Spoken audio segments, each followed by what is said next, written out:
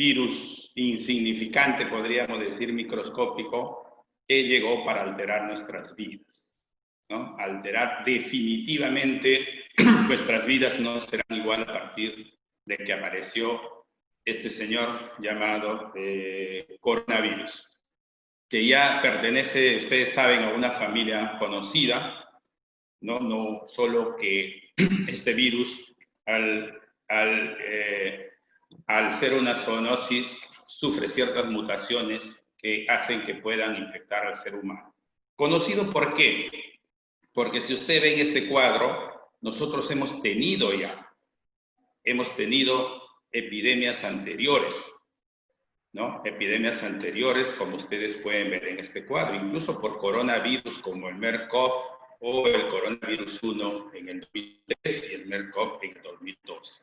Influenza, todos hemos vivido en el 2009, alteró también nuestras vidas, pero no en el extremo que el coronavirus altera. Por lo tanto, debería habernos cogido prevenidos, pero lamentablemente no fue así, ¿no? Y todos sabemos lo que estamos viviendo actualmente, nuestro sistema de salud colapsado, pero porque no hemos aprendido de los episodios anteriores.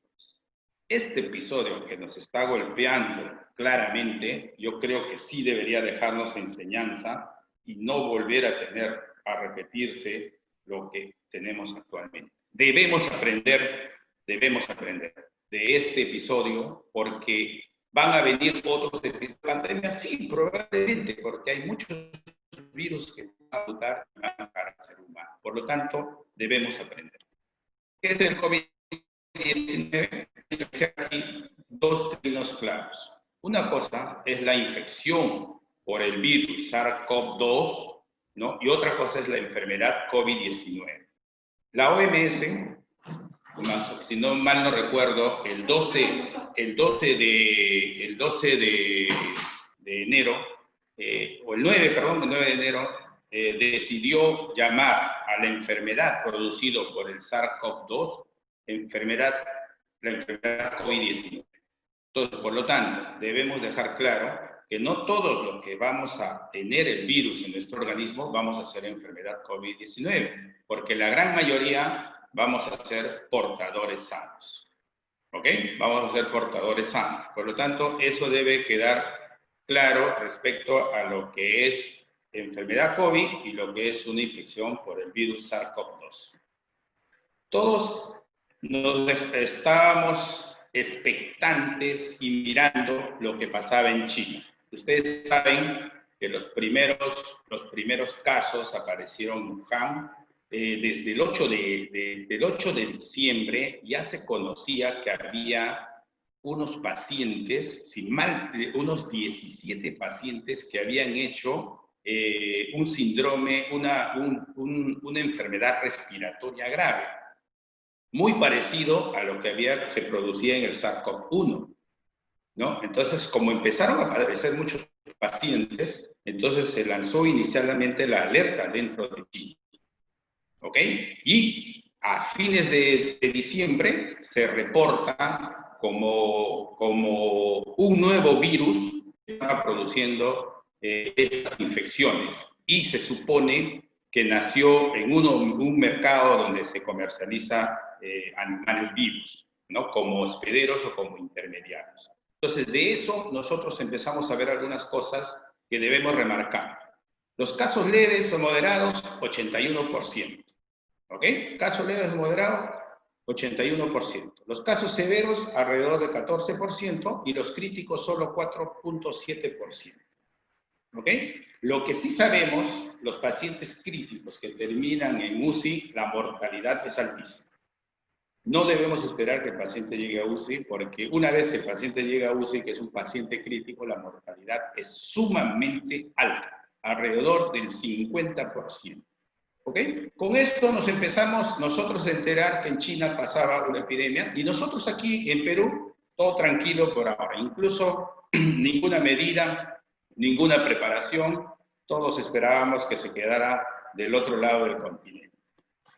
Pero ya el 11 de marzo del 2020, la OMS declara como pandemia la infección por SARS-CoV-2, porque se había determinado que ya aparecieron en múltiples países, ¿no? Múltiples países, y que era algo que ya no se podía controlar. Era obvio que esto iba a pasar, porque en estos tiempos en que la conexión que existe entre los diferentes países es altísima.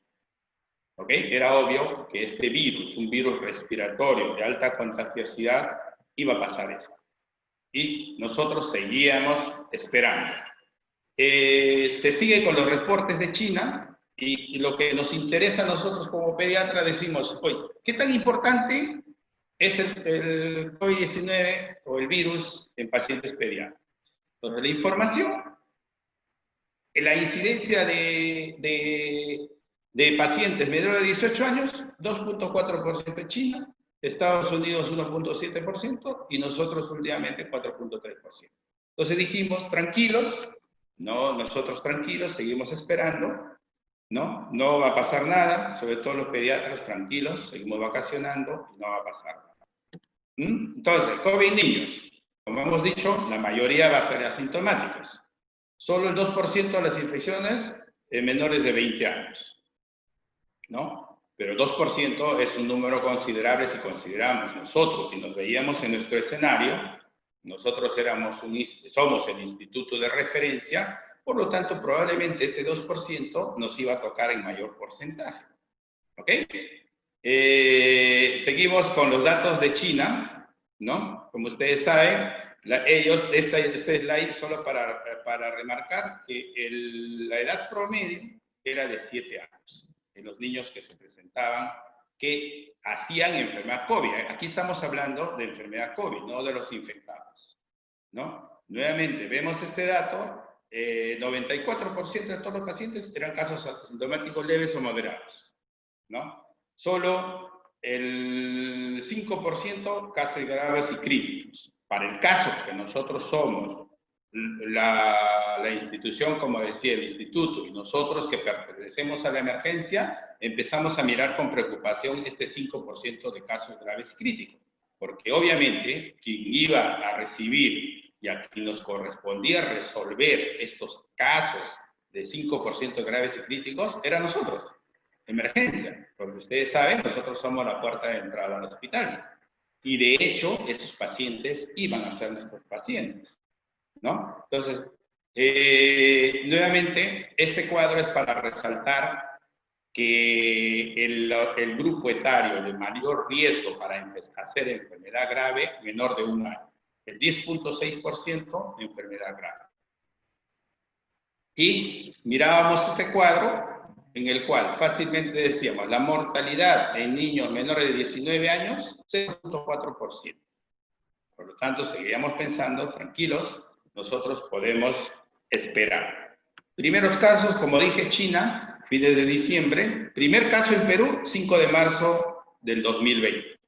A partir de ahí, si mal no recuerdo, nos empezamos a reunir en el hospital para decidir qué íbamos a hacer con los pacientes que podrían llegar a la emergencia o que iban a llegar a la institución, ¿no? Que iban a llegar a la institución.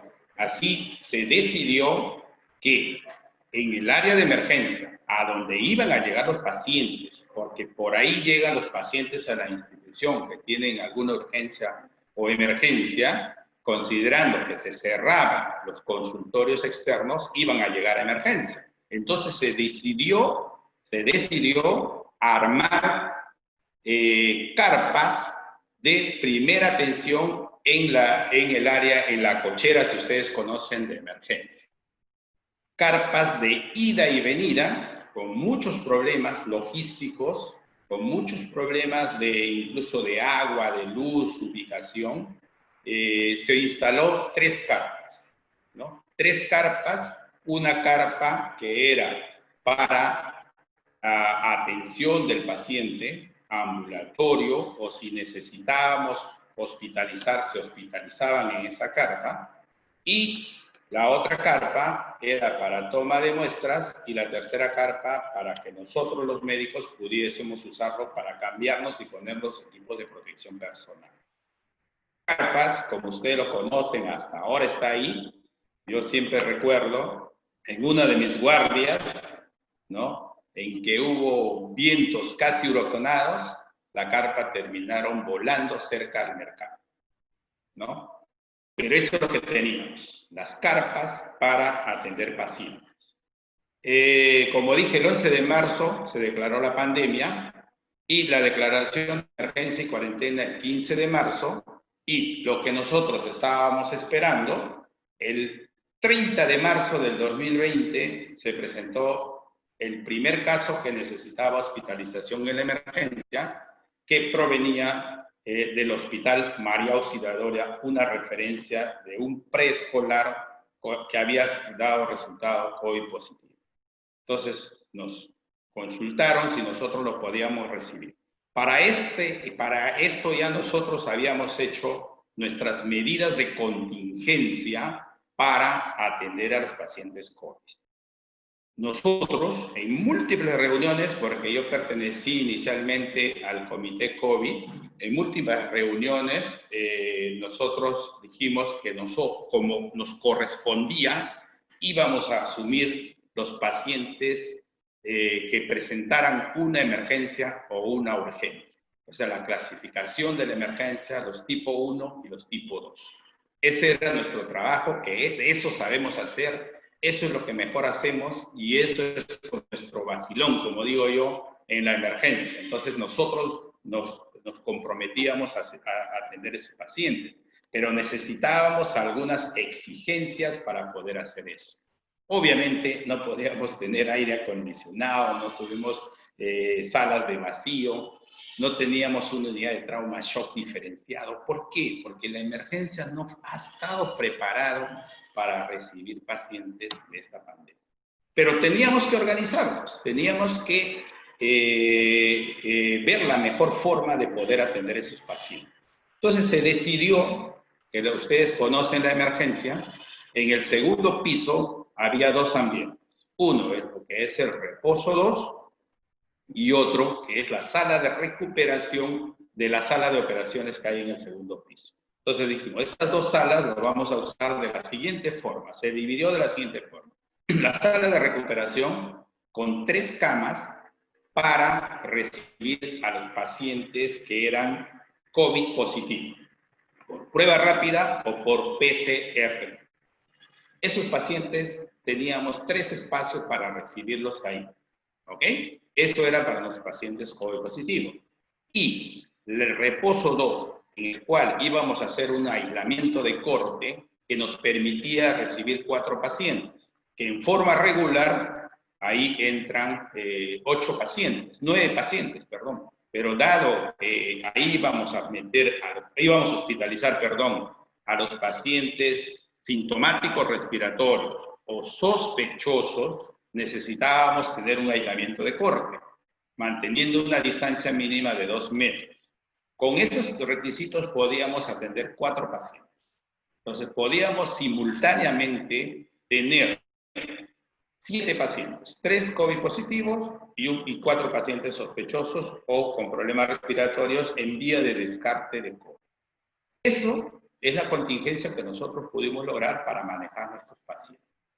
Lo otro que teníamos que hacer es tener una unidad de trauma shock, que no podría ser nuestra unidad de trauma shock regular, porque nosotros seguíamos recibiendo pacientes que tenían una patología. Es verdad, disminuyó la frecuencia o la asistencia de los pacientes, disminuyó bastante, pero seguíamos teniendo pacientes que teníamos que seguir atendiendo y nosotros teníamos que tener una unidad de trauma shock diferenciado por nuestros pacientes COVID. Entonces nosotros tenemos, nuevamente le repito, alguna vez van por emergencia, tenemos camino a la clínica o en el pasadizo posterior, camino a la clínica, una unidad de aislados, donde ponemos nuestros pacientes críticos que necesitan aislamiento, porque ahí tenemos la posibilidad de hacer una atención para pacientes graves. Entonces dijimos, este lado va a ser, o este ambiente va a ser para atender al paciente grave o crítico. ¿Ok? Pero tenía que ser, como les dije yo en múltiples reuniones en la dirección, tenía que ser una estadía temporal. ¿Ok? Tenía que ser una estadía temporal porque era para estabilizar al paciente y ahí decidir dónde se ubicaba, como cualquier unidad de trauma shock y como cualquier paciente regular. Entonces ahí empezaron algunos problemas, porque UCI no tenía un lugar diferenciado para recibir estos pacientes. Entonces lo primero que se recomendó ese paciente buscarle una derivación. Y ahí también empezaron los problemas, porque San Borja nunca quiso asumir los pacientes graves. Finalmente apareció el Hospital de Emergencias de Villa El Salvador, el cual nos aceptaba algunos pacientes. Y si el paciente no se puede referir, debería ir a Medicina E, donde se podría ventilar a estos pacientes con colaboración de UCI. Pero situación difícil que casi nunca se da o nunca se ha dado. Entonces hemos tenido pacientes ocupando nuestra unidad de trauma shock por días o semanas. Entonces, por suerte, como les digo, la incidencia de paciente grave son bajos y a veces no hemos necesitado usar ese ambiente, pero no debería ser ese ambiente, siempre debería estar libre para poder atender al paciente crítico que llega. Así nos organizamos de esa forma para poder recibir a los pacientes con COVID. Entonces, el primer paciente llegó el 30 de marzo. Y como yo soy tan piña, justo llegó un día que yo estaba de guardia, ¿no? Ese paciente se le estuvo esperando todo el día, pero por problemas con la ambulancia, porque en esos tiempos todavía no había muchas ambulancias adaptadas para poder transportar pacientes con COVID, porque necesitaban una adaptación especial. Todo el día nunca llegó el paciente y el paciente llegó alrededor de las 22 horas. Entonces, esto también fue todo un episodio dentro de la emergencia. ¿Por qué les cuento esto? Porque esto nos debe enseñar. Todos, obviamente, tenemos miedos, tenemos temores, incluso algunos entramos en pánico en no contagiarnos. Entonces, ¿cómo debía asignar yo a un médico que se encargara de ese paciente? ¿Ya? Para que no haya discrepancias, tuvimos que hacer un sorteo. Miren ustedes el temor que existía entre todos. Se tuvo que hacer un sorteo para asignar a un médico que se encargara de ese paciente. Y obviamente yo me encargué de recibir también al paciente, porque este paciente, en esta cápsula que ustedes ven, una cápsula artesanal, venía el paciente y la mamá dentro de esta cápsula, el paciente y la mamá, juntos. Ahí lo trajeron en esta misma cápsula. Entonces ya teníamos preparado reposo 2, recuperación, donde el paciente positivo iba a ir. Entonces a través del ascensor lo subimos hasta el segundo piso y pudimos hospitalizarlo en reposo 2, ¿no? Lo tuvimos exactamente 2 o 3 días al paciente, porque si ustedes ven esta lámina, la actividad de Medicina E, que viene a ser el sitio donde se atienden los pacientes COVID positivo diferenciado, se inició el 2 de abril del 2020. ¿Ok? Entonces, nosotros tuvimos al paciente aproximadamente 3 días y luego fue derivado a ese ambiente. Y después de eso, ya nunca más paramos en recibir pacientes COVID positivo o sospechosos. Incluso actualmente esa demanda ha aumentado, porque ya estamos obviamente en fase comunitaria. Hay muchos pacientes que vienen por otras patologías y cuando le hacemos prueba rápida al paciente y al acompañante, que es un requisito para hospitalizarla, terminan siendo positivos. Pero pacientes asintomáticos respiratorios, o sea, sin enfermedad COVID, pero terminan siendo positivos. Muchos pacientes, sobre todo los pacientes que vienen por el área quirúrgica, ¿no? Por una fractura de codo, un paciente con apendicitis. Y esto también nos ha puesto en serios problemas a la emergencia, porque no estamos preparados como institución para la parte quirúrgica. Hay muchos pacientes que problemas con anestesiología que no son el caso ver en este momento. ¿Ok? Entonces, miren, como ustedes ven, ¿Por qué el COVID es menos grave en niños? Hay muchas teorías. Hay muchas teorías. Comparado con los adultos, menor frecuencia de enfermedades crónicas. Se cree que a nivel de mucosa respiratoria hay otros virus que compiten con este SARS-CoV-2. Tenemos una respuesta innata antiviral más activa porque los niños obviamente tienen más infecciones frecuentes virales y algo que tiene más peso que el receptor ECA2, menos expresión en el niño que en el adulto. Por lo tanto, pueden ser portadores asintomáticos o contagiantes, aunque esto también ya se ha hecho en muchos estudios, sobre todo un estudio, si no me equivoco, en Suiza o Suecia, en el cual se hizo la pregunta si los niños eran fuente de contagio. Y se llegó a determinar que los adultos son los principalmente que habían contagiado a los niños que eran positivos. Respuesta inmune menos intensa, este es un dato que hay que tomar en cuenta, sobre todo para saber que los niños van a hacer menos posibilidad de hacer enfermedades graves, o sea, menos posibilidad de hacer la tormenta de citoquina. ¿Ok? Los vasos sanguíneos relativamente más sanos. Esas son teorías que seguro en el transcurso del tiempo deben salir resultados de algunos estudios que se está haciendo. Esta lámina es para ver que el primer caso que se detectó fue el 5 de marzo del 2020. Y como ustedes ven, los casos han ido aumentando y hay países que obviamente tienen mayor incidencia de casos por múltiples razones. Esto para recordarle la capacidad de infección que tiene este virus. Para poder yo infectarme necesito por lo menos 1000 partículas virales. Recordar ustedes, miren, cuando por respiración no hay la cantidad suficiente de virus como para infectar. El discurso tampoco, pero si ustedes están en un ambiente cerrado, sin ventilación y están horas en el mismo ambiente, probablemente esto empieza a tomar valor, ¿ok? Pero sí está demostrado por tos y estornudar, miren ustedes la cantidad de partículas virales que uno puede eliminar. ¿Para qué? Porque esta lámina es importante porque si nosotros mantenemos un distanciamiento aproximadamente de 2 metros, es bajo riesgo. Pero ojo, si nosotros estamos en un ambiente cerrado más tiempo, no importa, y mantenemos 2 metros, igual nos podemos contagiar. O sea, eso no es que mantener 2 metros necesariamente me va a proteger, ¿ya? Y hablar cara a cara con un paciente, con una persona hay que tener cuidado, sobre todo nosotros que permanecemos en la emergencia 24 horas, hay que tener cuidado de no estar mucho tiempo juntos, ¿no? Ya esos tiempos han pasado, ¿ok?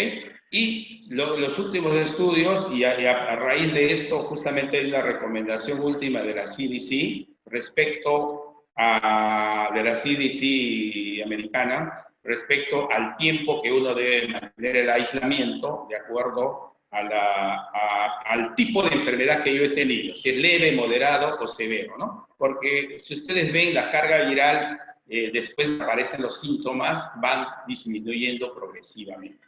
Tanto así que la recomendación actual para un paciente que ha tenido una enfermedad leve, incluso moderada, en 10 días el paciente ya no contagia.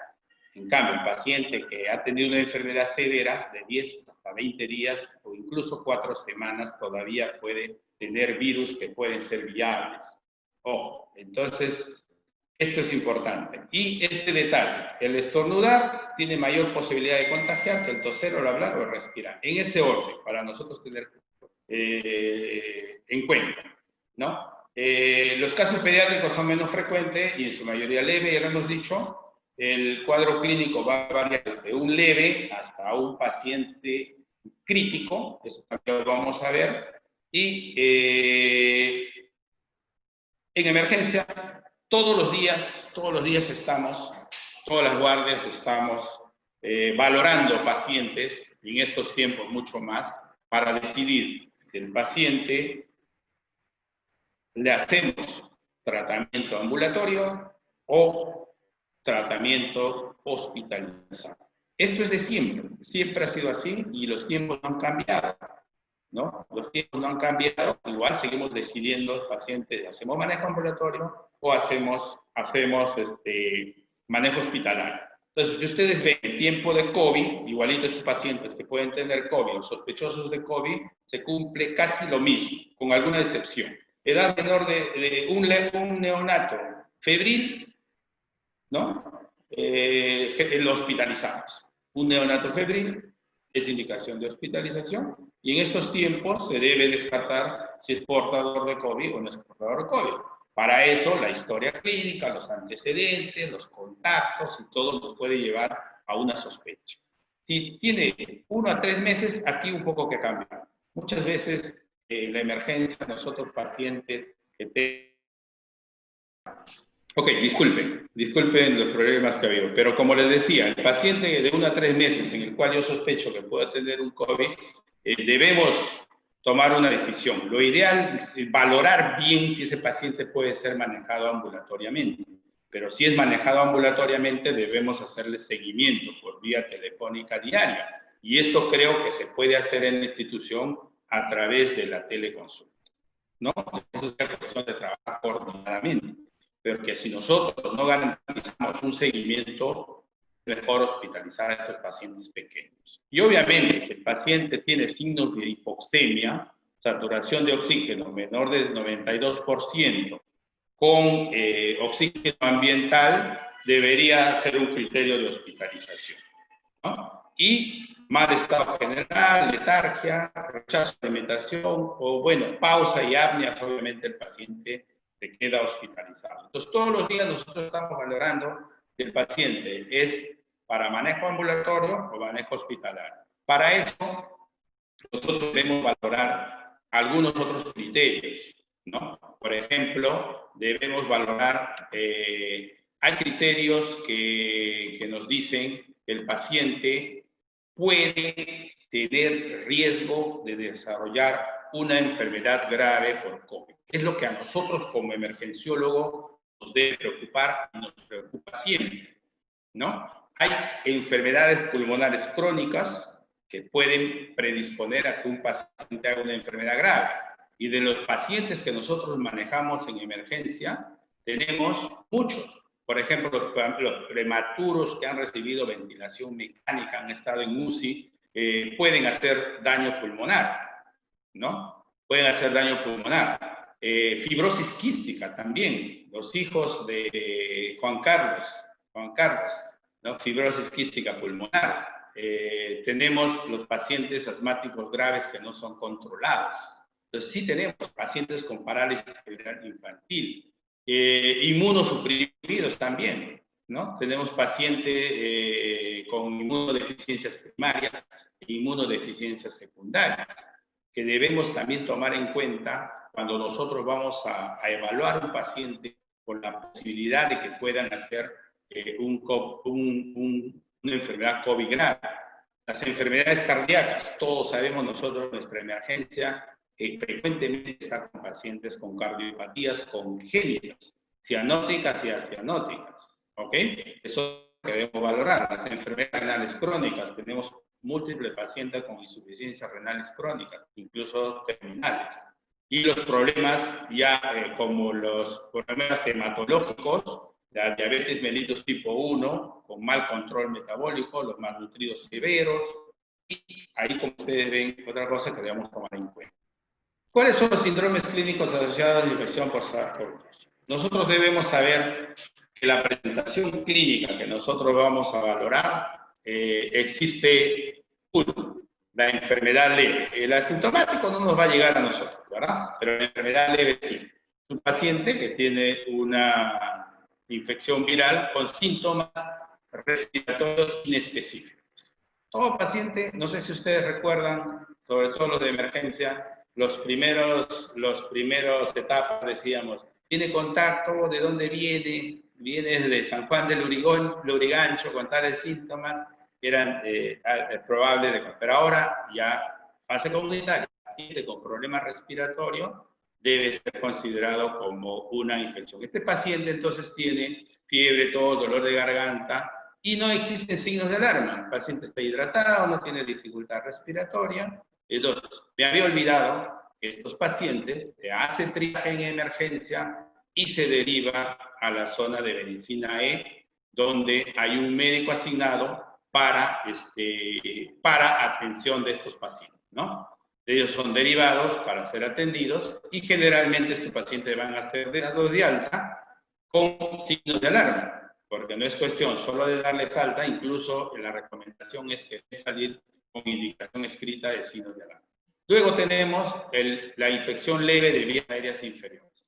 Es aquel paciente que va a tener, además de los síntomas anteriores, signos de dificultad respiratoria, principalmente quimnia, pero sin signos de gravedad. Es un paciente que no tiene quejido, no tiene aleteo nasal y la saturación de oxígeno es mayor del 92%.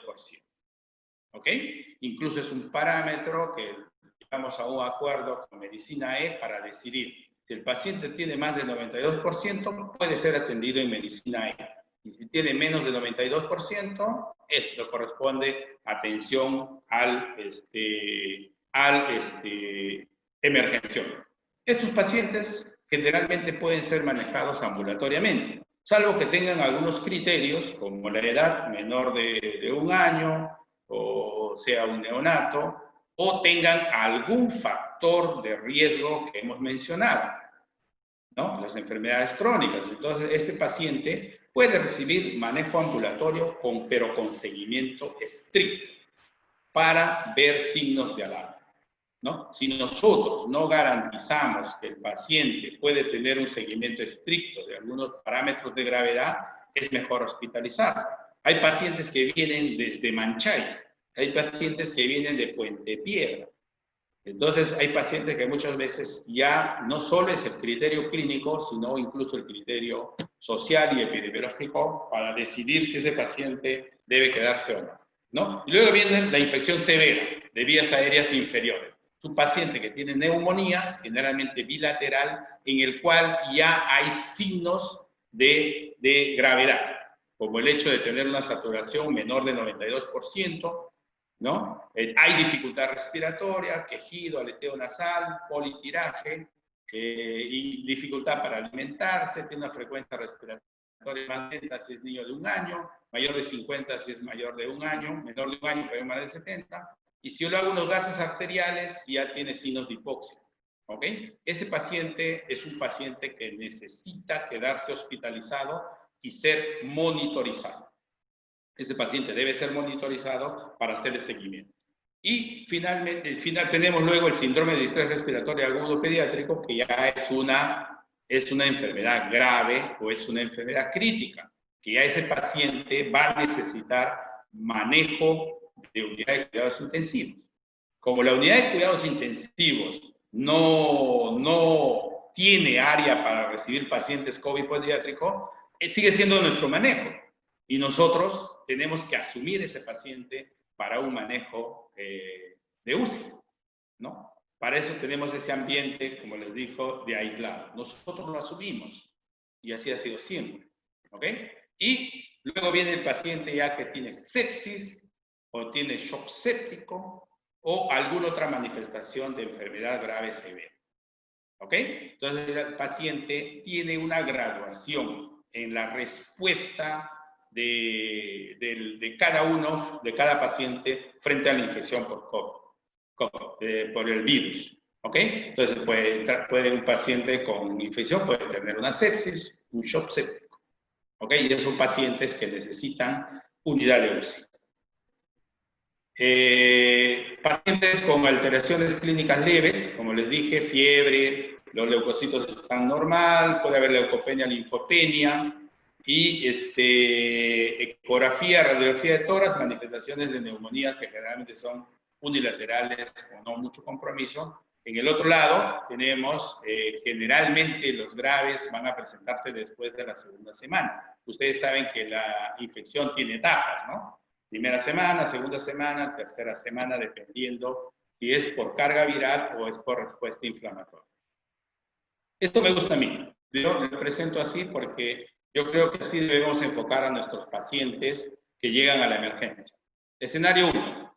4 preguntas claves. ¿Tiene cuadro compatible con COVID-19? ¿Tiene algún factor de riesgo? ¿Tiene signos de alarma? y tiene insuficiencia respiratoria, trastorno de sensor y inferioridad hemodinámica, con eso tomamos decisión. Si solo tiene cuadro compatible con COVID, ¿no? Lo que hemos dicho, fiebre, dolor de garganta, no dificultad respiratoria, es un paciente que necesita manejo ambulatorio, ¿no? De hecho, manejo ambulatorio en el cual vamos a recomendar aislamiento del paciente, ¿no? Manejo de la fiebre con paracetamol y signos de alarma. No todo paciente debe ir con su lista de signos de alarma, lo ideal. Con esa indicación debe salir el paciente, porque el paciente debe ser monitorizado algunos signos de alarma, ¿no? Como es si hace dificultad respiratoria, si tiene dolor torácico y si tiene expectoración con sangre, todos los signos de alarma, paciente. Manejo ambulatorio con signos de alarma. Si aparecen signos de alarma, el paciente debe regresar porque puede pasar a un escenario 2. En el escenario 2, el paciente tiene cuadro compatible con COVID, pero además tiene algunos factores de riesgo, ¿no? Dentro de los factores de riesgo, ya hemos mencionado lo que se vuelve a repetir acá. Todo paciente que tenga factores de riesgo debe ser hospitalizado. Y recomendamos, ¿no?, aislamiento en cuarto individual, cosa que no es posible en la emergencia, aislamiento de COVID. ¿Ok? Y ese paciente debe recibir manejo de soporte. ¿Ok? Si tolera vía oral, hidratación oral. Si no tolera vía oral, hidratación endovenosa. ¿Ok? Se hace fiebre paracetamol y se le debe pedir algunos exámenes auxiliares, como un hemograma, glucosa, urea, creatinina, TGO, TGP, inicialmente, y una radiografía de tórax de todas maneras. Una radiografía de tórax. Aunque acá menciona en caso de que la tos sea persistente, pero yo creo que el paciente que ingresa en este grupo debemos pedir una radiografía de tórax y debemos ir evolucionando diariamente para ver si no aparece algún signo de alarma, ¿no? Si durante la evolución el paciente hace signos de alarma, dificultad respiratoria, o sea, desatura, signos de hipoperfusión, entonces el paciente pasa a tiempo de escenario 3. En el escenario 3, el paciente tiene cuadro compatible con COVID-19, tiene algún factor de riesgo y tiene signos de alarma. Entonces, ese paciente, como le dije, principalmente desatura, menos del 92%, con aire ambiental, tiene signos de deshidratación, expectoración hemoptoica, dificultad para alimentarse, confusión, somnolencia. En el examen clínico encuentro crepitantes, que me dicen compromiso alveolar pulmonar, y la radiografía de tórax me evidencia infiltrados pulmonares. Entonces, ese paciente tiene que ser aceptado ya en un hospital de mayor nivel, ¿no? Si estuviese en otro lado. Y debemos hacerle aislamiento respiratorio y de contactos, como les digo, en este caso nosotros, si es positivo, COVID positivo, este paciente va al área de recuperación. ¿Ok? Y este paciente sí ya le pedimos algunos otros marcadores, que son marcadores de gravedad, como es PCR, procalcitonina, ferritina, dímero D, perfil de coagulación, gases arteriales, ¿no? Y con eso vamos decidiendo qué conducta vamos a tomar. El paciente ya necesita suplemento de oxígeno, que lo podemos hacer por bigotera hasta 5 litros por minuto. Si ya con eso sigue desaturando, podemos usar una mascarilla con reservorio, ¿no? Una mascarilla con reservorio. Y monitorización continua, porque este paciente puede requerir de otro tipo de manejo, sobre todo apoyo ventilatorio, ¿no? Si ya con mascarilla de reservorio el paciente sigue desaturando, ya pasamos a la siguiente etapa. El escenario 4, el paciente tiene cuadro compatible con COVID, tiene algún factor de riesgo, signos de alarma y tiene insuficiencia respiratoria. Este último es lo que nos va a hacer que decidamos que el paciente debe ser hospitalizado en un hospital que tenga una unidad de cuidados intensivos. Como les vuelvo a repetir, en el hospital todo este manejo lo hacemos nosotros, ¿no? Medicina alguna vez he tenido pacientes graves, pero no, en UCI no existe un área para pacientes COVID positivos. En este caso sí, el paciente va a necesitar valorar si solamente con oxígeno suplementario podemos manejarlo o el paciente ya va a requerir de ventilación mecánica, ¿no? El paciente debe hospitalizarse en una unidad de cuidado intensivo, en el caso nuestro, en la unidad de aislados, donde hacemos monitorización estricta, ¿no? Y muchas veces tenemos que, si el paciente no satura bien usando un dispositivo de apoyo de oxígeno, generalmente ya con máscara de reservorio, nosotros tomamos la decisión de darle asistencia respiratoria mecánica conectándolo a un ventilador mecánico, ¿no? Y debemos vigilar siempre que estos pacientes ya son pacientes críticos, en el cual hay que vigilar estado de hemodinámico, ¿no? Estado hemodinámico, y muchas veces para poder mantener un buen estado hemodinámico vamos a necesitar usar inotrópicos, ¿no? Como el caso de dopamina, dobutamina o adrenalina. Entonces son pacientes que ya necesitan manejo estricto de una unidad de cuidados intensivos. El laboratorio inicial. Todo paciente, hemograma completo, proteína C reactiva, procalcitonina, si está disponible, creo que en la institución hay, DHL, un perfil de coagulación, TGO, TGP, radiografía de tórax o ecografía torácica portátil, y muchas veces, a veces es necesario una tomografía. Recuerden esto, hay marcadores de enfermedad grave, el PCR y la procalcitonina.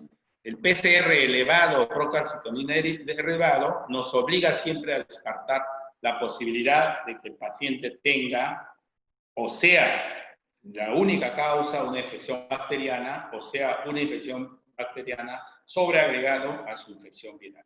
Ferritina, dímero D, siempre tomar en cuenta dímero D y perfil de coagulación para ver si existe o no riesgo de trombosis venosa, ¿ok? Porque si dímero D elevado, perfil de coagulación alterado, debemos siempre valorar la posibilidad de anticoagulación con enoxaparin, ¿ok? La interleuquina 6, en el instituto no lo hacemos, no lo dosamos, tengo entendido. La interleuquina 6 nos sirve para valorar tormenta de citoquinas, ¿no? Y para ver si podemos usar un bloqueador de interleuquina 6. Linfopenia es un signo de mal pronóstico, los estudios así lo han verificado, ¿ok? LDH, TGO, TGP. Y criterios para que un paciente sea manejado en UCI. ¿Ya? Tenemos la dificultad respiratoria severa, a pesar de que el paciente esté recibiendo oxígeno suplementario con máscara de reservorio. ¿Okay? Y a pesar de eso, el paciente sigue manteniendo una saturación de menos del 92%, es un paciente que va a necesitar manejo de UCI. La acidosis respiratoria también aguda con PCO2 mayor de 55. ¿Okay? Aunque en estos pacientes la hipoxia es más frecuente. Las apneas recurrentes, signos de shock, de sepsis, signos de shock séptico o falla multiorgánica y alteración del nivel de conciencia. Entonces, si un paciente reúne estos criterios, debe ser un paciente que amerita ser manejado en UCI. Para recordarles solamente que el COVID tiene estadios de evolución, ¿no? La primera parte, como ustedes saben, la primera semana, es respuesta al virus, a la infección viral. Aquí generalmente son los pacientes de manifestaciones leves, ¿no? Que manifestaciones leves que siempre pueden ser leves, ¿ok? Pero hay pacientes que van a pasar al estadio 2, que es la fase pulmonar. Ahí vienen los pacientes que tienen una infección moderada, o una neumonía leve, o si esto progresa, ya entraríamos al estadio 3, ¿no? Que ya no es realmente producido por el mismo virus, sino por la respuesta del propio paciente. Entonces, aquí están los pacientes más graves y los pacientes que van a hacer manifestaciones del estadio 3 son los pacientes del pronóstico reservado. ¿Ok? Vamos avanzando porque el tiempo nos va a ganar. La respuesta inflamatoria sistémica tiene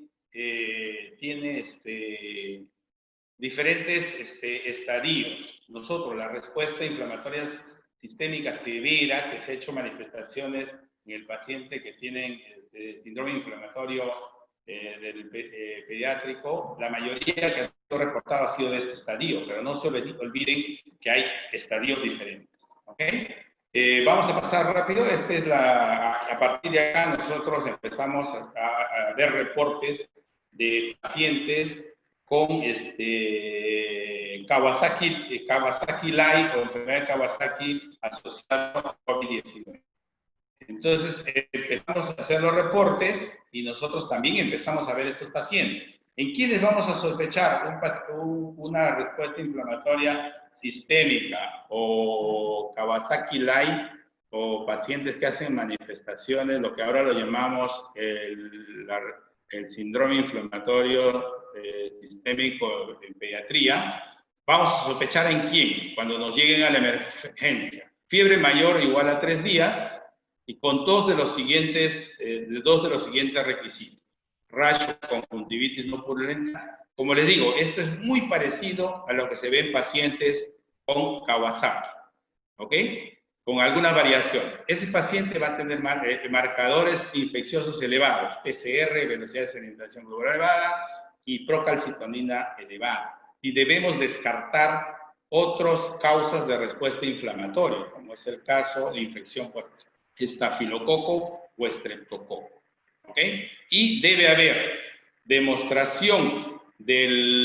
una demostración de que el paciente ha tenido COVID, ¿no? A través del PCR o prueba rápida o ha tenido un contacto. Generalmente estos pacientes se van a presentar en la tercera semana de enfermedad, después de haber aparecido los primeros síntomas, ¿no? Entonces, miren, ¿cómo diferencio de un paciente que tiene Kawasaki o un paciente con Kawasaki-like relacionado al SARS-CoV-2? ¿No? Ustedes saben que el Kawasaki va a tener una linfodenopatía cervical, que generalmente es única. El paciente con MISPA va a tener además ganglios mesentéricos. ¿Ok? Ganglios mesentéricos, fiebre más de 4 días, y la otra diferencia es la edad. Generalmente Kawasaki se presenta en niños menores de 5 años. En esta respuesta inflamatoria sistémica asociada al SARS-CoV-2, la media generalmente 10 años. Mira, signos neurológicos, 31%, ojo, signos neurológicos, signos respiratorios, 34%, que no predomina en el paciente con Kawasaki. Y aquí lo más importante, la disfunción ventricular izquierda en el 100% de pacientes para algunas series, el shock, 68%, que muchas veces van a hacer que el paciente termine en ECMO, ¿no? Y esto también es importante, en el Kawasaki generalmente no hay compromiso de vía digestiva, lo que sí sucede en el síndrome inflamatorio asociado a SARS-CoV-2. El tratamiento, ya esto ya ustedes lo saben, tratamiento soporte hemodinámico que nos corresponde a nosotros que estamos en emergencia, antibióticos si tenemos dudas, inmunoglobulina 2 gramos por kilo, aspirina, y los pacientes que no tienen respuesta o tienen aneurismas a nivel de las coronarias, se puede agregar metilprednisolona. ¿Ok? Muchos pacientes van a necesitar inotrópicos. Manejo de vía aérea es algo en tiempos de COVID que nosotros en emergencia debemos estar preparados. No solo en emergencia, sino en cualquier circunstancia que pase en piso. El manejo de la vía aérea es un procedimiento de altísimo riesgo de contagio porque hay aerolización, ¿no? Entonces es algo que nosotros debemos tomar en cuenta cuando hacemos manejo de vía aérea. Uno, el que haga la intubación del paciente, el que realice la intubación del paciente, se recomienda que debe ser el de mayor experiencia, el que más rápido puede intubar al paciente. Debemos usar doble guante, no se olviden, ¿no? Doble guante que nos va a servir para el momento de sacarnos uno de los guantes, podamos meter dentro nuestra hoja de laringoscopio. General, lo mínimo que debe haber es 2 personas para la intubación. Se recomienda generalmente 3 personas, pero lo mínimo que debe haber para intubar un paciente de estas características es 2 personas. Ya hemos dicho que el de mayor experiencia debe realizar. No debemos hacer una intubación, sobre todo si es programada, sin estar previamente protegido con nuestro equipo de protección personal, que incluye, como le digo, mascarilla. En la institución lamentablemente no tenemos ni el N95 menos el FP3 o el FP2, solo tenemos el NK95 y con eso tenemos que intubar. Protección facial sí tenemos, ¿no? Por lo menos en la emergencia, y debemos estar cubiertos con un mameluco antes de intubar o hacer manejo de vías aéreas. ¿Ok? Para la intubación, la preoxigenación debemos hacerlo idealmente con bolsa de reservorio. Ojo, con bolsa de reservorio. Y si vamos a usar un ambú, debemos garantizar, sellar bien la mascarilla sobre el rostro del paciente. Incluso se recomienda que se debe hacer a 4 manos vía aérea. Uno que cubra y haga doble C para poder cubrir la mascarilla sobre el paciente y otro que ventile, ¿no? Entonces, generalmente recomendamos preoxigenación. Y si vamos a usar un ambú, debemos tener un filtro para virus y bacterias que en la emergencia sí tenemos.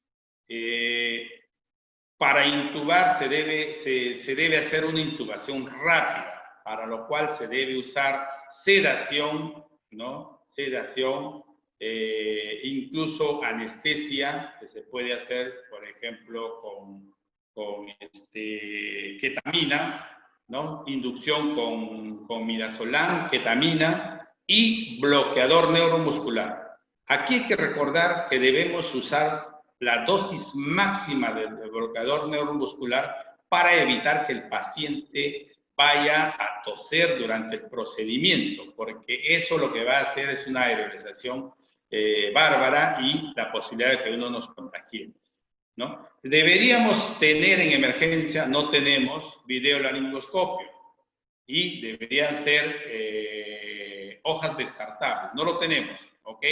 Pero, ojo, cuando yo uso un tubo endotraqueal, de preferencia debería hacerlo con una guía para garantizar que en la primera intube y debería cubrir el tubo endotraqueal, que lo puedes hacer con un émbolo de una jeringa de 5 centímetros. Evite la bendición manual con bolsa, ya lo hemos dicho.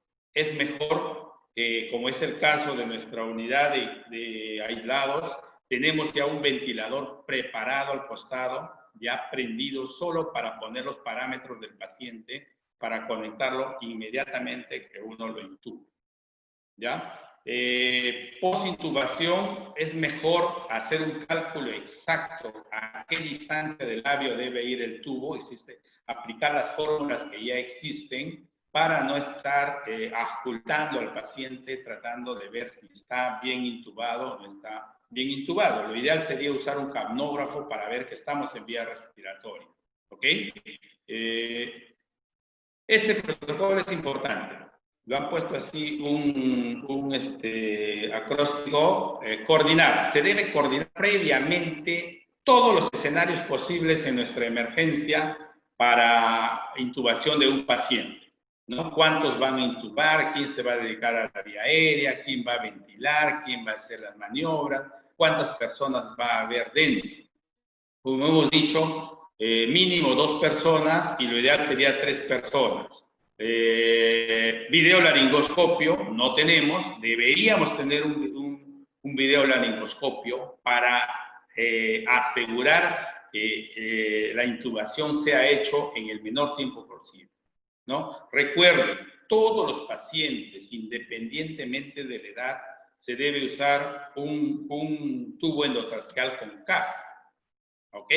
Y debemos tener ya predeterminado, tener la jeringa con aire para inmediatamente que nosotros intubamos, se debe insuflar el CAF del paciente para evitar que se siga aerolizando.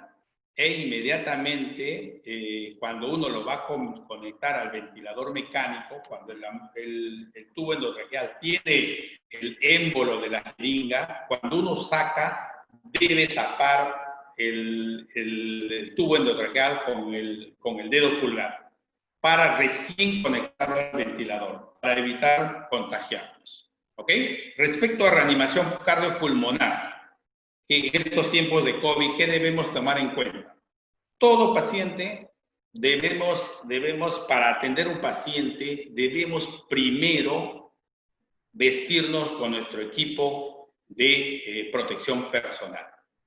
¿Ok?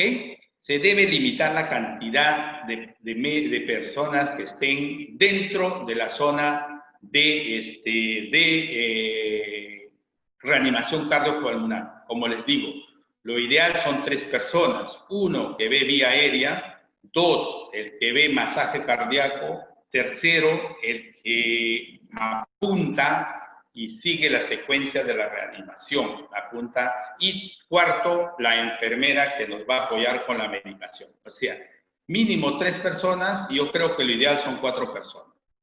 ¿Ya? Se debe, ojo, evitar cuando el paciente sobre todo está hospitalizado, se debe tener una monitorización continua de los probables pacientes que puedan hacer paro cardiorrespiratorio. Nosotros sabemos que el paciente pediátrico avisa, ¿no? Porque la principal causa de paro cardiorrespiratorio va a ser la hipoxia. Y si yo tengo un paciente monitorizado, no debería estar corriendo para hacer una intubación. No debería el paciente llegar a necesitar una reanimación. Para eso debo estar constantemente monitorizando a mi paciente, ¿ya? Se debe evitar el escuchar y sentir la respiración. Eso ya en estos tiempos no se debe hacer, ¿ok? Tampoco respiración boca a boca o usar un sistema para dar respiración al paciente, ¿ok? Recomendamos ventilar al paciente usando una bolsa o un ambú que tenga un filtro viral bacteriano. Esos son unos filtros que generalmente nosotros en emergencia se puede adaptar los filtros que van a los ventiladores mecánicos. No se puede adaptar para filtrar. Y lo otro es que debemos hacer, que eso está en la parte más inferior aquí en la sugerencia número 2, tratar de que la ventilación sea realizada por 2 personas. Uno de nosotros hacer doble C para sellar la bolsa sobre la cara del paciente y el segundo bolsea. La idea es hacer un bolseo superficial, que ha demostrado también que no va a producir tanta aerolización como sería un bolseo más enérgico. Ojo, si el paciente se debe tratar lo más antes posible la intubación orotraqueal. Y para hacer la intubación orotraqueal se debe parar las contracciones torácicas. Ojo, se debe parar, no podemos hacer intubación orotraqueal como lo hacemos un paciente común y corriente. Se debe parar el masaje cardíaco para hacer la intubación orotraqueal. Y nuevamente, aquí recordamos que debe hacerlo la persona con más experiencia para hacerlo en un primer intento. Recomendamos que la intubación, ¿cómo se llama? Se debe hacer el cálculo a qué distancia va a ir el tubo orotraqueal a través de la para evitar estar escuchando con el estetoscopio si el paciente está, el nivel de tubo es bueno o no, ¿no? Y la recomendación es esperar que el paciente se estabilice, 20, 30 minutos, incluso una hora, para recién tomarle una radiografía portátil y ver nivel del tubo, porque debemos tratar que el primer intento esté bien ubicado, como vamos a ver posteriormente, en la reorientación del tubo también hay realización. Ya, si el paciente está en posición prono por algún motivo y es un paciente escolar, preescolar, que no lo podemos movilizar, se debe hacer masaje cardíaco en posición prono. Ya existe toda una técnica también para masajear en posición prono. No tenemos que ponerlo en posición supino para hacerle masaje cardíaco. Incluso si el paciente va a estar de fibrilación, se debe hacer en posición prono, porque al momento de ponerlo en posición supino, corremos altísimo riesgo de extubar al paciente. Entonces, ¿se puede hacer reanimación en posición prono? Sí se puede. ¿Ya? Ya.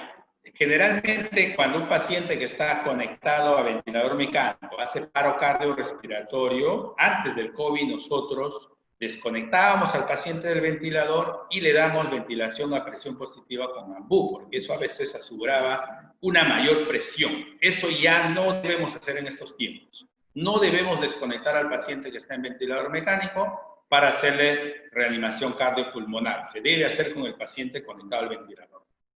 ¿Ok? Luego viene el uso de amiodarona, lo vamos a pasar. Esos manejos también si el paciente tiene alguna alteración del ritmo cardíaco. Ya. Lo ideal sería, si un paciente va a necesitar desfibrilación, que la desfibrilación sea hecho por un debería ser hecho por un desfibrilador automático, que asegura que vamos a mantener una distancia del paciente. Por el momento que se desfibrile el paciente, también va a haber aerolización. No sé si ustedes han visto cuando se desfibrila el paciente, la acción muscular que hay, el paciente abre la boca y expira bruscamente. Entonces, eso también va a generar aerolización. O sea, lo ideal sería hacerlo con un desfibrilador externo automático. Para parar la reanimación cardiopulmonar, perdón, debemos valorar bien, ¿no? Hay pacientes que tienen un tiempo determinado de reanimación. Generalmente el tiempo que nosotros reanimamos son 40 minutos para tomar decisión. Y, ojo, no debemos hacer reanimación sin tener equipo de protección personal. Ojo, por lo tanto, los equipos de protección personal siempre deben estar al alcance de nosotros. ¿Qué debemos hacer una vez que el paciente ha estado intubado o pacientes muchas veces que tienen gran dificultad respiratoria? Nosotros valoramos debemos valorar, rápidamente que este paciente pase a ventilación mecánica. No vamos a esperar que el paciente siga deteriorándose para recién decidir si va a entrar a ventilador mecánico. Ojo, debemos adelantarnos en estos tiempos porque es mejor una intubación programada en un paciente grave que intubar al paciente con paro respiratorio. ¿Ok? Entonces nosotros debemos tener monitorización y eso lo hacemos en emergencia a través de monitores, gases arteriales, clínicamente, para decidir, este paciente no va más, necesita ayuda ventilatoria, por lo tanto, voy a programar una intubación y conectarlo a un ventilador mecánico. ¿Ok? No hay una predilección por el modo ventilatorio. Generalmente nosotros usamos una ventilación controlada, que puede ser por presión o por volumen. Generalmente en niños pequeños no usamos presión. ¿Ok? Y tomar en cuenta, cuanto más grave el paciente tenga un SARS grave, la cantidad de tal debe ser más pequeña. Recordamos 3 a 6 mililitros por kilo. Si el paciente tiene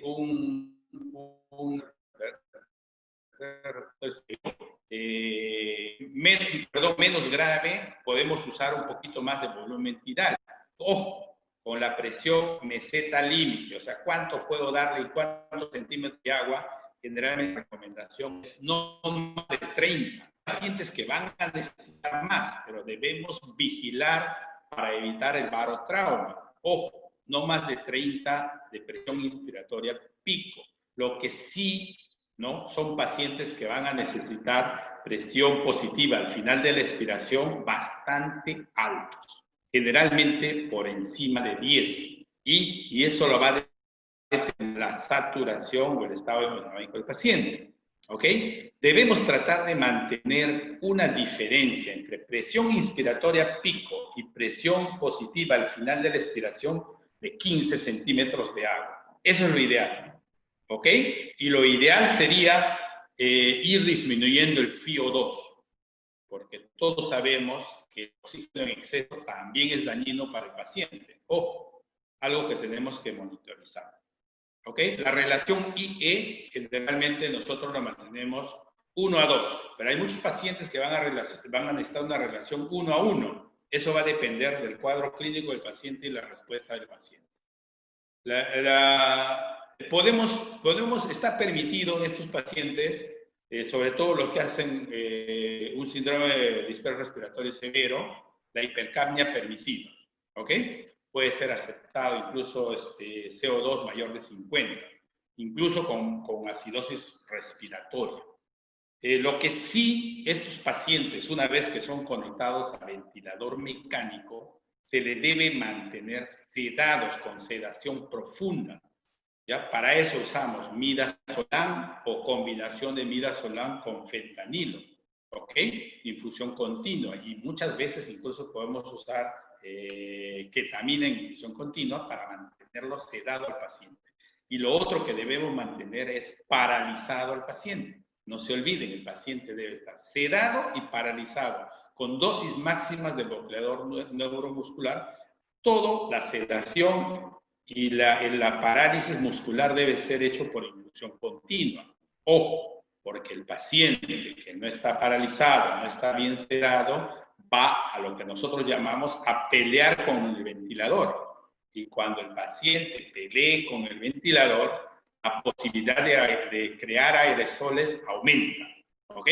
Ojo, entonces, todo paciente de ventilador mecánico, planchado, lo que decimos nosotros que manejamos ventilación mecánica. El paciente completamente planchado, sedado y paralizado. Y debemos minimizar todos los procesos o procedimientos que produzcan aerobización en ese paciente. ¿Ok? Y eso lo voy a mencionar después. La posición prono. ¿Quién nos enseñó posición prono a los pediatras? Los neonatos. En neonatología, la posición prono es bien frecuente usada. Y ahora, ¿quién nos enseñó en COVID? Los adultos. Entonces, también está recomendado en pacientes pediátricos la posición prono, sobre todo cuando hay, ¿cómo se llama? Una hipoxia severa. Por ejemplo, un PAFI que llamamos nosotros, la presión arterial de oxígeno, sobre el FiO2 que está recibiendo el paciente, menos de 150 milímetros de mercurio, es un paciente que debe ser pronado, ¿ok? Y debe ser pronado entre 10 y 16 horas al día, ¿ok? Esto para que funcione la pronación, entre 10 a 16 horas al día. Hay pacientes que es difícil pronarlo, como son los pacientes obesos, por ejemplo, ¿no? Pero se recomienda pronación para poder tener un mayor rescate de alveolos. Nosotros que manejamos ventilación mecánica decimos, cuando lo estamos metiendo a ventilación mecánica al paciente, ya debemos estar pensando en sacarlo del ventilador mecánico. Porque cuanto más tiempo permanezca en ventilación mecánica un paciente, es más difícil de extubar o vamos a tener más complicaciones. ¿Ok? Por eso, cuanto más rápido saque el paciente, mejor.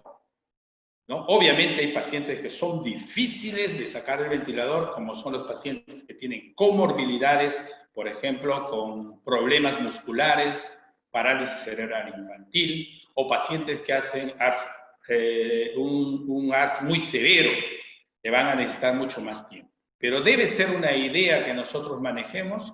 Cuanto antes saquemos del ventilador al paciente, siempre va a ser mejor. Tengan cuidado cuando el paciente está en ventilación mecánica o en una unidad de críticos, evitar los procedimientos que puedan producir aspiración de secreciones, ¿no? Por ejemplo, debemos limitar a lo mínimo indispensable la aspiración de secreciones y deberíamos hacerlo con circuito cerrado, que no tenemos en la emergencia. En neonatología se usa mucho circuito cerrado. Yo creo que es algo que nosotros debemos exigir para aspiración de secreciones. Evitar la aerosolterapia. No se debe nebulizar al paciente COVID positivo. Se debe usar cámara espaciadora con inhaladores. No se debe, a pesar de la posibilidad de detectar por PCR el virus, aumenta la probabilidad de aspirado traqueal, es mejor evitarlo. ¿Ya? Lavado broncoalveolar o toma de muestras respiratorias. La oxigenoterapia de alto flujo, la ventilación no invasiva, es mejor tener un paciente con ventilación invasiva cuando lo requiera. Ojo, debemos tener todos los cuidados que hemos mencionado cuando intubamos a un paciente y cuando nosotros, por ejemplo, por algún motivo tengamos que desconectar al paciente, mucho cuidado con ese proceso, porque es ahí donde hay mucho más aerolización. Y finalmente, creo que ya me he pasado de hora, finalmente, ¿cómo ha sido la evolución de nuestra atención en emergencia? En el mes de marzo, casi todos vacacionamos, 4 casos solamente de pacientes por coronavirus. Y esto fue aumentando mes a mes, como ven ustedes. En el mes de abril tuvimos 37 casos. En mayo ya aumentaron también, si uno suma 35 más 16, unos 51 casos. Sospechosos también, y así fuimos aumentando. Nosotros en emergencia tenemos 4 espacios donde vamos a atender a nuestros pacientes que sean COVID o sospechosos. En reposo, como les mencioné, son pacientes que son altamente sospechosos y que están con problemas respiratorios para descartar COVID. Como ustedes ven, casi siempre ocupados. Lo máximo que podemos ver son 4 camas y recuperación 3 camas.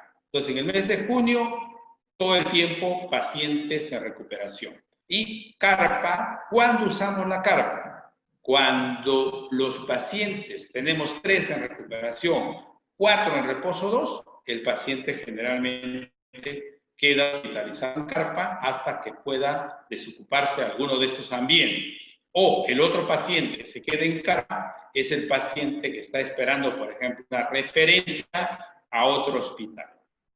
O se queda en carpa cuando está esperando una cirugía pendiente y el paciente dio positivo. Se queda en carpa. Los aislados, esta unidad que tiene solo para un solo paciente, debería ser para dar la atención del paciente crítico y luego derivarlo. Pero no siempre sucede así. Casi siempre puede estar ocupado, como digo, semanas por el mismo paciente. Y eso igual en julio, ¿no? Ustedes ven, igual reposo 2 siempre está lleno, siempre está con pacientes. Y el flujo de esos pacientes, sobre todo los pacientes de recuperación que son positivos, es 1, o se va de alta de la misma emergencia, que muchas veces lo hemos hecho, o este paciente pasa, apenas haya disponibilidad de una cama, a medicina E, ¿no? O el paciente puede ser derivado a otra institución. El paciente de reposo 2, el que es sospechoso, si sale positivo, generalmente pasa a recuperación si hay espacio, y si no hay espacio, esperamos una cama en medicina E para referirlo allá. ¿Ok? El de reposo 2 que termina siendo positivo. Y si sus pruebas solo salen negativo, paciente pasa a una sala común, que podría ser mi reposo 1 que está en el primer piso, o pasa a una sala de hospitalización de las medicinas. Ese es el flujo que sigue los pacientes que nosotros manejamos en emergencia. Y como ustedes van a ver en el siguiente cuadro, la mayoría de los pacientes que van a medicina E, que ellos tienen una capacidad máxima de atender 14 pacientes hospitalizados, proceden de emergencia. ¿Ves? más de la mitad, casi 3/4 partes, porque es la secuencia lógica que siguen todos los pacientes. ¿Ok? Siempre ha sido así y nosotros siempre hemos dicho que esa es la secuencia que deben seguir los pacientes y estamos preparados para eso, ¿no? De triaje COVID, porque ellos también al momento de evaluar un paciente en triaje COVID pueden determinar que ese paciente necesita hospitalización y ellos lo hospitalizan directamente. ¿Okay? Y de otras áreas del hospital también ha habido por referencias externas de otras, pero principalmente el paciente va a entrar a través de la emergencia. Creo que eso es todo, espero no haberlos, yo sé que es bastante información, pero como les decía, la emergencia está preparada, ténganlo ustedes por seguro, la emergencia está preparada para manejar pacientes COVID de tipo 1 y tipo 2, pacientes críticos, graves. Esa es nuestra salsa, eso es lo que nosotros sabemos hacerlo bien.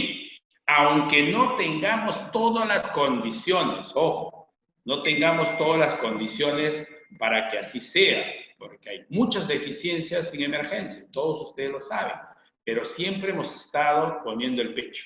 Y miren, dentro de todo, los médicos de emergencia creo que son los menos que se han contagiado y se han infectado. Solo 3 médicos. Dentro de ellos yo, que me infecté. Hasta ahora no sé cómo me he infectado, a pesar de tomar todas las medidas de precaución. Bueno, eso es todo. Yo creo que si hay alguna pregunta, voy a mirar si hay alguna pregunta. Ok, por ahora no hay ninguno. Si lo pueden hacer directo también, por favor, podemos conversar. ¿Alguna pregunta, por favor? Muy bien, doctor Gilberto Cárdenas. Antes que nada, felicitarlo y agradecer por esta exposición bastante amplia y vemos pues que el trabajo de emergencia es un trabajo que realmente merece nuestro respeto. Desde la Unidad Telesalud se lo transmitimos, doctor Gilberto Cárdenas, y a todos sus colegas. Vamos a ir revisando el chat. Vamos a ir revisando el chat para ver si es que nos pueden hacer llegar, por favor, las preguntas que corresponde.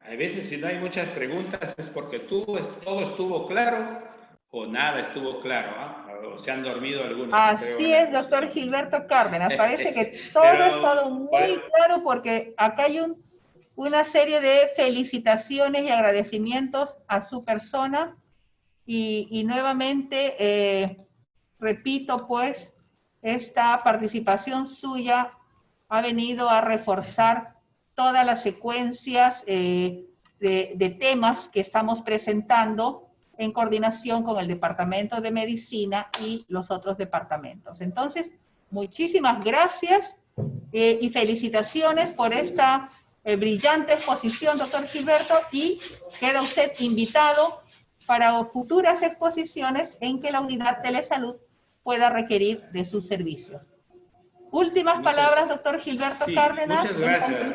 Para recordar quizás que las situaciones de emergencia no solo son de emergencia, porque podría también suceder dentro de nuestros servicios de hospitalización. Y en estos tiempos ya hay muchos pacientes que terminan siendo positivos a COVID. Para tener en cuenta las recomendaciones, yo creo que hay 2 principios elementales en estos tiempos. Uno, primero, no hacer daño al paciente.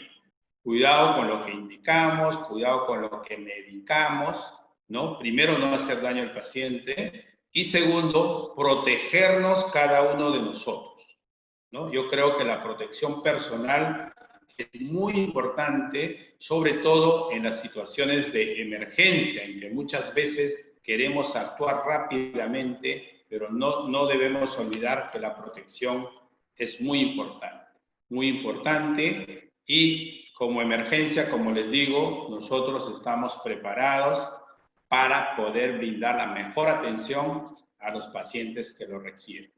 Estamos ahí, estamos 24 horas del día, 365 días del año, siempre esperando solucionar los problemas de emergencia que puedan llegar a nuestra institución.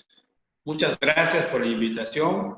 A todos, gracias por haber participado en esta reunión. Muchísimas gracias también a usted y hasta pronto, doctor Gilberto Cárdenas. Chao, nos vemos. Chao, chao. Adiós. Cuídense mucho. Gracias. Hasta luego.